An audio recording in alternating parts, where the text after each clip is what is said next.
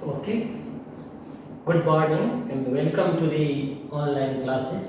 We will read today the rest classification of verbs.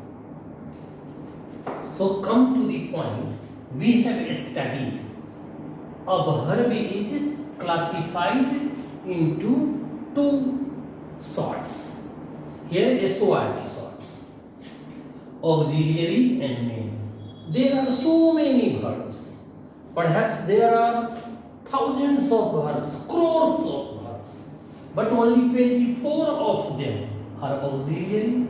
I have added 6, and in 24, 11 belong to primary, 10 modals, 3 marginals, and my 6 goes to primaries. We will discuss about it later. Today we will study about mains. There are so many names of mains. Main verb, principal verb, full verb, ordinary verb. There are so many names. So, if you want, you can remember full verb, principal verb. These are its other names. Main verb, ordinary verb. For convenience, we will name them mains. Now, mains are divided into 3 parts, as auxiliaries are divided into 3 parts. First one is transitive verb, second one is intransitive, and third one is reflexive verb. See here, primarily we have divided it into 3 parts. In the same way, transitive verb has been divided into 3 parts. So, if your mind controls this sketch, you will find the same sketch in mains also. Now, come to the point that how can we recognize auxiliaries and mains? The first question is this. Generally, last verb is said to be mains, and verbs before mains auxiliaries. Here you have to remember that mains is always one and only one and only one, whereas auxiliary varies from 0 to 4. Sometimes it is 0 and sometimes it is 4. When it is the main verb is necessary, everywhere necessity. So if there is one verb, that is mains. So in this case, there are no auxiliary. Otherwise, auxiliaries are available. Now, if we understand what are the mains, see here, at sang is only one verb, mains. In this again, gave, only one verb, mains. Met, only one verb, again mains. Each, again mains, and injured again. I have taken such an example so that we may not confused. Here, so see, all these verbs are mains. Why they are mains? Because they are one and only one. Now we will discuss which one is transitive and which one is intransitive and which one reflexive. At first, try to understand transitive. What is the meaning of transitive? Transitive means to pass, to trans. The main thing is meant to trans. To trans means to pass. Means to pass the effect of the verb from the subject to another thing. As see here, sing. Riya sang a song. The effect of Riya goes from Riya to elsewhere. So if this quality belongs to any verb, that verb is said to be transitive verb. In Hindi, it is said Sakarma. Again, see here, Sakarma. See here, Karmak. Saw means with. So with an object.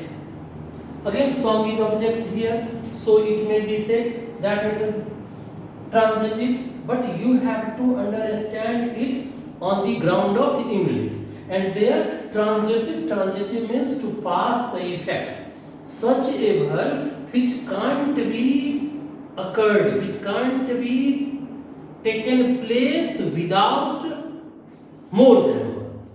Singing can't take place without Riya and a song. In the same way, if this quality remains or this quality is contained in any verb, then we tell them transitive verb. Intransitive verb, it is negative of transitive. So it doesn't pass. The effect of the verb starts from the subject and ends also in it. As he is an engineer. See here, there is no need of others for this sentence. He is an engineer. Mr. He is engineer is he. But here we can't say Riya, song. There is a great difference between Riya and song. Riya is not equal to song, song is not equal to Riya, but here engineer is equal to he is equal to engineer. So this is complement and this is object. This is object. Here he is subject. So this is intransitive verb because it doesn't need to be with another thing. Engineer is the same thing, but here we see a new thing. So it is transitive verb. In the same way, we can think of give also. See here, it is object and it is subject. Him object, they subject. So again it is TV, transitive verb. In short, we will say TV. Now mono transitive. Mono. You already know mono, carbon monoxide and other mono. Mono means one. So if there is one object, then that is monotransitive verb. If a verb contains only one object, then it is monotransitive verb. Mono, carbon monoxide. See, carbon monoxide, CO and CO2, carbon dioxide. But it is di because it takes two molecules or atoms of oxygen. Here one atom of oxygen. So mono and di. In the same way, one object and see here two objects. So DTV, ditransitive verb. Generally, one will answer what and another will answer whom. If we find both the answers, then it is DTP. But if we find only one answer, then it is MTP. It is another way of recognizing monotransitive and ditransitive. In complex transitive, see here, they made him captain. Here, captain is him is captain. So, this is complex transitive. Because object takes an complement to be clear. So, such a verb which takes an object and a complement, then it is complex transitive. If a transitive verb takes two objects, it is ditransitive. If a verb takes one object, then it is monotransitive. So we have now understood what are monotransitive, ditransitive and complex transitive. We have understood intransitive verb and reflexive verb. Actually, you will not find reflexive verb in your grammar. I have added it because see here she injured herself. Here herself is a reflexive pronoun. Reflexive. So when we see reflexive pronoun, see here injury. Injury passes from she to her some part. Actually, it has the quality of passing its effect from one thing to another, from one person to another person. So it is transitive. And and it is, she is complete here. Herself is a part here. So it is reflexive. So as when a verb takes a reflexive pronoun as an object, then it becomes a reflexive verb. So it is reflexive verb here. There are many contradictions about reflexive verbs, but you have to understand that injury is a transitive verb. Then we have to tell them TV. But how can it be a TV? Because it can't be a monotransitive. It is not an object. It is not a German object. It can't be a ditransitive verb because it has no two objects in the same way. It doesn't have any complement. So we have discussed about reflexive verb. Now you have understood well what are auxiliaries and what are mains.